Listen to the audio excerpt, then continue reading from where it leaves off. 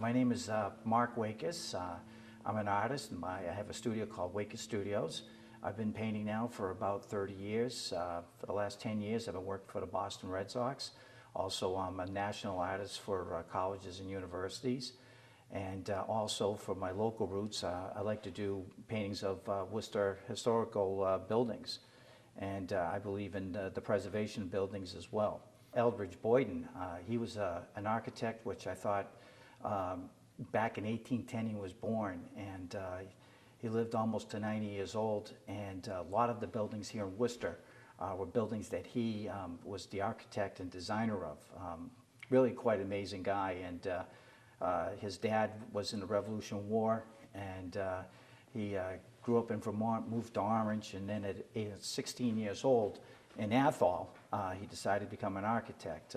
But he moved to Worcester, and some of his buildings were St. Paul's Cathedral, Mechanics Hall, the Webster Firehouse, and there's 3 or 4 others that I thought he was an architect ahead of his time.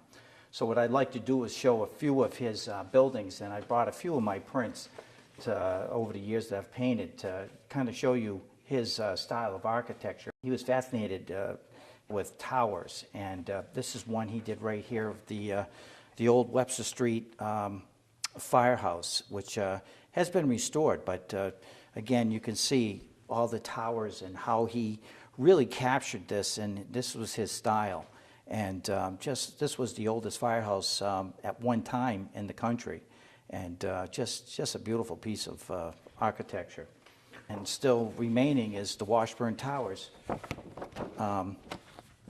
over at WPI. Again, you can see his form. He's fascinated with towers and the weather vanes as well.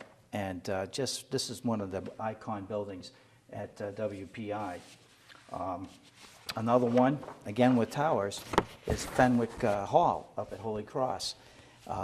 Again, it's just these enormous towers that just to this day are in fantastic shape, and it's just again, I'm just fascinated how he thought at the time, and until this day the buildings still stand.